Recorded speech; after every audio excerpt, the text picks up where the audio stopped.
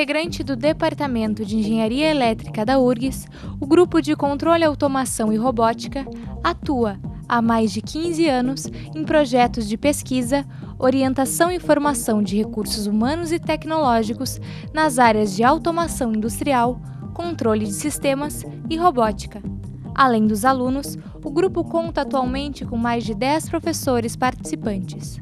O Grupo de Controle, Automação e Robótica da URGS, chamado GCAR, ele surgiu em 95, na época que eu voltei do doutorado, fiz doutorado na Alemanha na área de automação, e um dos objetivos, do plano para o doutorado é justamente criar um grupo de pesquisa e fomentar essa área dentro da URGS.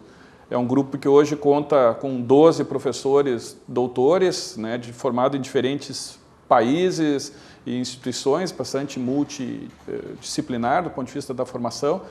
Ele é um grupo que atua junto aos programas de pós-graduação em Engenharia Elétrica da URGS, pós-graduação em Computação e também um pouco de atuação na PG Micro e em alguns outros pós-graduação da Engenharia. E conta com vários pesquisadores, alunos de doutorado, alunos de mestrado, alunos de iniciação científica dos cursos de Engenharia Elétrica, Engenharia de Controle e Automação, Engenharia de Computação. Na verdade, eu entrei no grupo de pesquisa aqui desde a época quando eu fazia graduação. Isso foi em 2007. Então, desde então eu comecei a participar dos projetos de pesquisa. Depois, então, eu dei sequência no mestrado e depois, finalmente, eu fui para o doutorado. O Laboratório de Controle de Automação e Robótica da URGS, eles apresentaram no prédio um cartaz dizendo sobre projetos na área de automação e de redes de comunicação. E foi um projeto que me chamou bastante atenção, pois o laboratório que nos permite, através dos equipamentos e através da infraestrutura que ele proporciona, permite aos alunos terem um contato com uma área técnica e com tecnologia avançada e equipamentos avançados muito grande, o que realmente foi um grande chamariz no meu caso. Eu me formei na Universidade de Caxias do Sul e logo após o término da conclusão do curso, eu me ingressei no curso de mestrado, pós-graduação em Engenharia Elétrica, como bolsista, como aluno especial, que não tem aquele vínculo direto com a universidade, mas faz cursos de disciplinas e tudo mais. E aí, no ano seguinte, eu entrei como bolsista regular, então, com fomento do CNPq. Atuando em parceria com empresas, o Grupo de Controle, Automação e Robótica possui inúmeros projetos em tecnologias de comunicação sem fio e desenvolvimento de robôs para atividades industriais e competições acadêmicas. A área de controle, é uma das áreas, inclusive, é uma linha de pesquisa do pós-graduação em Engenharia Elétrica. Então, hoje nós temos, dentro do grupo, e dentro do próprio pós-graduação, nós temos, na verdade, 4 professores que trabalham diretamente na área de controle. O que a gente faz aqui tem, basicamente, 3 eixos. O eixo de identificação de sistemas, ou seja, identificar ou fazer a modelagem de sistemas físicos, para depois a gente poder fazer o que a gente chama dos algoritmos de controle. Então, pegar o mundo físico e conseguir descrever ele matematicamente. Então, isso está ligado com a parte de identificação. A parte propriamente dita de desenvolvimento de algoritmos de controle, ou seja, uma vez que a gente consegue modelar esse mundo físico, por exemplo, uma vez que a gente consegue modelar um motor, uma planta química, ou seja, os sistemas que a gente vai querer fazer algum tipo de controle em cima, a gente tem que desenvolver justamente como é que a gente vai fazer o controle.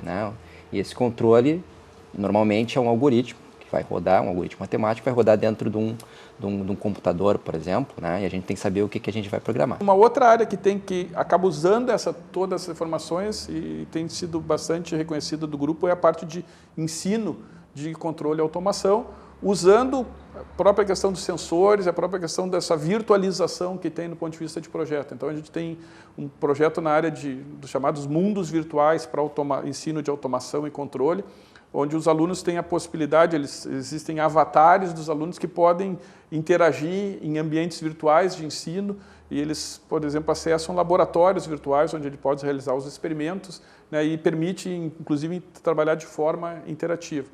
Então, foi desenvolvido um software, na verdade um sistema como um todo, que faz o diagnóstico da qualidade de rede sem fio. E através desse software, criando várias interfaces de leitura dessa informação. Então, através disso é possível criar um diagnóstico da qualidade de uma rede formada.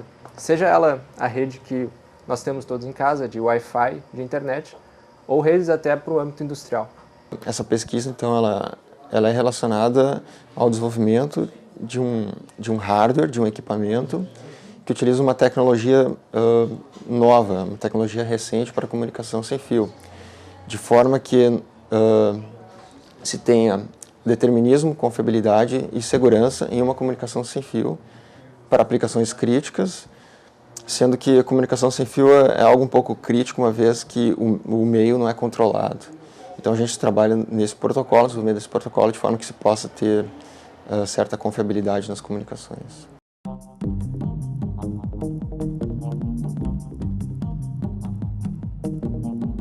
Do ponto de vista de pesquisa, a gente trabalha com desenvolvimento de robôs de arquitetura aberta, como esse aqui. Então, o que nos interessa, dentro desse contexto do grupo de controle, automação e robótica, é colocar esses robôs dentro de um contexto de automação, para eles se comunicar com os outros dispositivos, e trabalhar com a parte de controle, né, para desenvolver novas técnicas de controle, junto com o professor João Manuel e o professor Bazanello. Então, nós trabalhamos com robôs como esse, que é um robô onde a gente pode alterar a técnica de controle que está sendo utilizada. Então esse é um robô que a gente consegue movimentar ele com outras técnicas de controle que não as convencionais, né? Nós estamos nos dedicando hoje para uma outra vertente, que são os robôs bípedes. Então tem um aluno que está trabalhando na construção de um humanoide, né? Na primeira fase que ele está fazendo no mestrado, ele está desenvolvendo toda a parte mecânica, projeto mecânico do cintura para baixo, e mais a parte de controle para movimentar o robô bípede, né, para auxiliar na reabilitação de pacientes que têm alguma deficiência muscular, né, ou por força de algum acidente, e para auxiliar os médicos em cirurgia minimamente invasivas. Então, a cirurgia de laparoscopia, por exemplo, videolaparoscopia, utiliza 3 cirurgiões, e um deles fica simplesmente segurando uma câmera. Então a ideia é usar um robô como esse, com uma mão, né, para segurar a câmera e fazer os movimentos para movimentar e inserir a câmera e retirar a câmera e aproximar e afastar de algum órgão que os médicos tenham interesse. A ideia é reduzir o número de cirurgiões altamente qualificados em cima de uma cirurgia, que hoje são 3, e tirar um desses cirurgiões, um de cada uma das salas, e aumentar o número de cirurgiões atendendo a demanda dos hospitais. Nesse caso, o hospital que a gente está trabalhando é o Hospital Santa Casa. Hoje nós temos uma competição que nós participamos, que é a competição do carro inteligente, que é desenvolvida pela Freescale, onde os nossos alunos eles constroem o carro, né, tem uma base pronta, eles montam todo o carro e fazem toda a programação para o carro percorrer uma trajetória o mais rápido possível, né? E eles disputam com alunos de universidades brasileiras. A competição acontece sempre em São Paulo. Ano passado nós participamos. São alunos do curso de Engenharia de Controle e Automação, de Engenharia Elétrica e de Engenharia de Computação.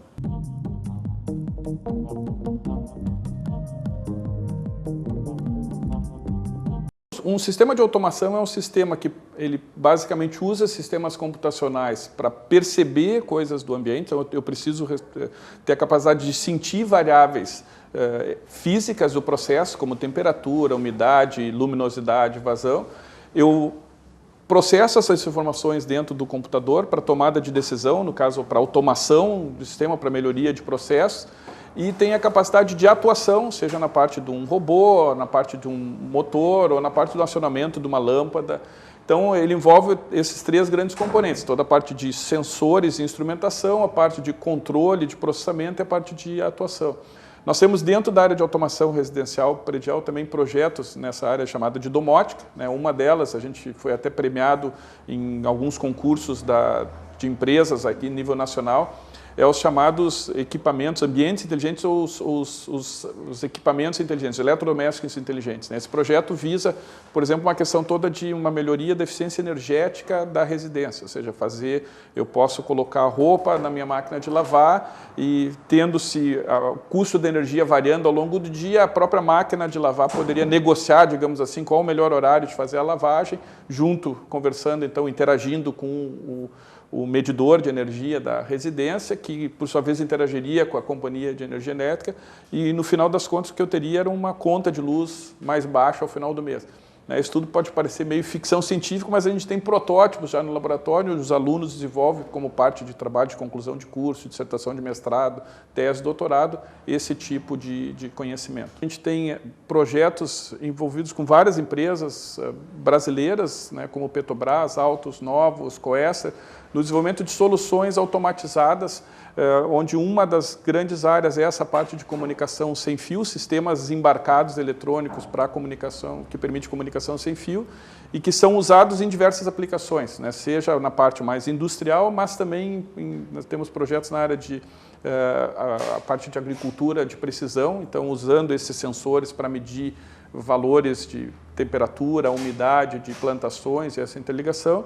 O GECAR trabalha ainda com pesquisas na área de automação doméstica, visando o funcionamento integrado de aparelhos e o desenvolvimento de tecnologias assistivas, que tem como objetivo o aumento da qualidade de vida de pessoas com necessidades especiais.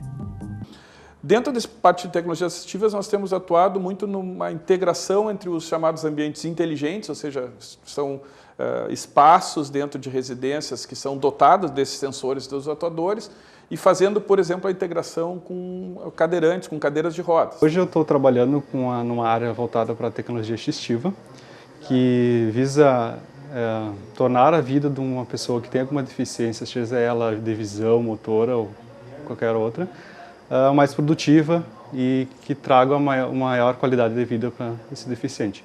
Então, nessa área, a gente está voltando para a área de cadeiras de rodas, que a gente, a partir de uma cadeira de roda, dentro de uma rede de sensores sem fio, a gente consegue determinar a posição daquela cadeira, daquele cadeirante, e com isso fazer com que o ambiente conheça melhor o usuário da cadeira e acabe se adaptando a ele, como, por exemplo, acionar lâmpadas, controlar a temperatura.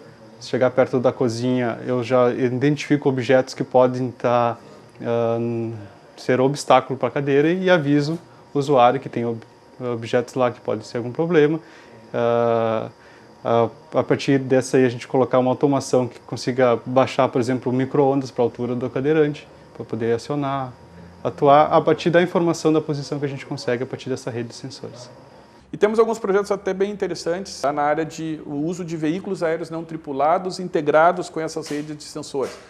Isso abre perspectivas bastante interessantes do ponto de vista de usar o veículo aéreo não tripulado. Ele tem uma agilidade bastante grande para poder, então a gente pode utilizar isso para fazer, por exemplo, inspeção de prédios, inspeção de pontes, né, dotando esses veículos de placas, de câmeras infravermelho ou sensores diversos lá para poder fazer análise. A gente pode usar isso para fazer coleta de dados em justamente aplicações de agricultura de precisão ou até mesmo no apoio a ações da Polícia Civil, né, questão de salvamento de pessoas, busca por criminosos em lugares escuros, onde a câmera de ultravermelho permite uma rápida identificação. Além de professores que atuam em disciplinas da graduação e da pós-graduação, o Grupo de Controle, Automação e Robótica possui bolsistas de iniciação científica, mestrado e doutorado. Mais do que isso, o grupo conta com um forte intercâmbio acadêmico, atuando em cooperação com pesquisadores de outros laboratórios nacionais e internacionais.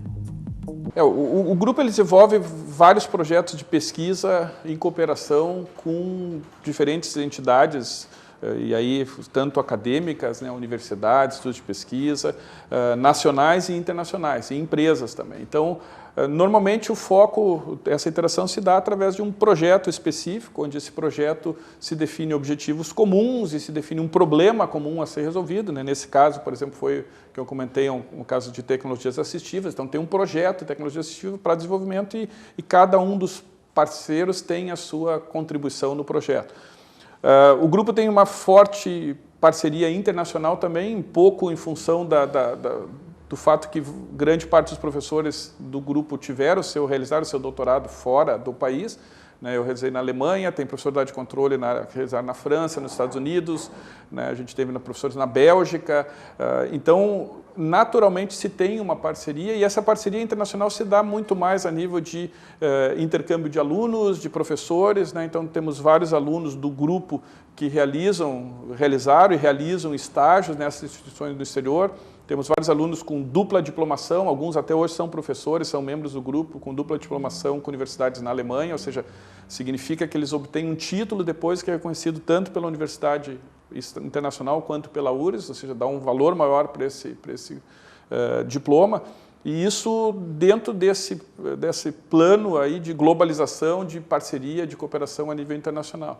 E hoje em dia, principalmente com Ciências Sem Fronteiras, então isso se multiplicou, Atualmente temos vários dos nossos alunos e pesquisadores realizando estágios, nós recebemos vários visitantes internacionais também, alunos de outro país, já teve alunos da China, da Índia, vários da Alemanha, Estados Unidos, França. Então a gente percebe que isso é muito importante para a oxigenação do grupo do ponto de vista de novas ideias, de acesso a novos resultados, e para a constituição de parcerias que ajudam a elevar o estado da arte, do conhecimento nessa área de automação, controle e robótica. Então, esse é uma das grandes diferenciais. Eu vejo que o grupo ele procura ter, ele vê de fato essa questão de poder, os alunos então saberem que daqui a pouco vai ter algum pesquisador estrangeiro no laboratório, então eles têm que falar inglês, têm que falar em outras línguas, têm que saber se comunicar, têm que saber interagir, entender os costumes. A gente acha que isso é uma contribuição importante como um grupo de pesquisa de uma universidade. O grupo ele atua muito fortemente, a gente praticamente participou junto com o professor de Engenharia Mecânica da criação do curso de Engenharia de Controle e Automação da URGS, que é um curso relativamente recente, teve a primeira turma agora. Então, é um curso montado com base nas competências que tem, depois que atuam fortemente, estão no mercado de automação, controle e robótica, mas também tem atuado junto aos cursos de engenharia elétrica, engenharia de computação. Então, nós ofertamos disciplinas que são disponibilizadas para alunos desse curso. E temos orientado, então, no âmbito desses projetos, ideias, alunos tanto de iniciação científica, quanto alunos de trabalho de conclusão de curso, realizam o seu trabalho de conclusão, eles podem realizar estágios ao longo do curso no próprio laboratório, e também um grande número de teses de doutorado e dissertações de mestrado, que são desenvolvidas também no âmbito do laboratório. Hoje nós temos cooperação com universidades na França, na Bélgica, na Alemanha, nos Estados Unidos, e a gente tem sistematicamente, feitos cooperações não só, vamos dizer, extraoficiais, onde a gente tem parcerias extraoficiais, mas também muitos projetos de cooperação internacional, por exemplo, financiados pela própria CAPES, com França, Bélgica, Alemanha, próprios Estados Unidos. E essas cooperações, elas envolvem tanto a realização de pesquisa, pesquisa científica, quanto o intercâmbio de alunos de graduação e pós-graduação, que é uma coisa muito importante, porque justamente o nosso foco é a formação de alunos de graduação e pós-graduação, e essa formação, uma formação de qualidade de alto nível, que está relacionada com essa cooperação científica internacional. Um outro fato importante é que, contextualizando no cenário científico nacional e internacional, o nosso grupo ele participa de várias, vamos dizer assim, de várias entidades e várias, por exemplo, nós fomos, há um tempo atrás, o nosso grupo foi a diretoria da Sociedade Brasileira de Automática, que dá um certo reconhecimento nacional para o nosso grupo. Nós temos aí vários professores que fazem parte, por exemplo, o professor Carlos Eduardo, que é membro do conselho da International Federation of Automatic Control, que é a maior instituição em nível mundial de controle automático. Nós fazemos parte de vários comitês de entidades internacionais, como a própria IFAC, comitês técnicos, a I3E. Já tivemos professores que são editores associados de importantes revistas, periódicos internacionais, como periódicos Control System Technology da I3E, a Control Engineering Practice da IFAC, que são realmente periódicos top em nível mundial. Então nós temos membros nos comitês editores, que é muito importante justamente para essa inserção internacional do nosso grupo. No momento que o laboratório, com seus equipamentos e com sua infraestrutura, proporciona ao aluno essa grande vantagem de utilizá-los e de, através da sua experiência com eles, de aperfeiçoar na sua formação técnica, eu acho que esse ganho é muito grande e é muito interessante, porque poucas áreas, pelo menos aqui da região, seja industrial, seja também no meio acadêmico, proporcionam essa grande vantagem de trabalhar com esse tipo de equipamentos.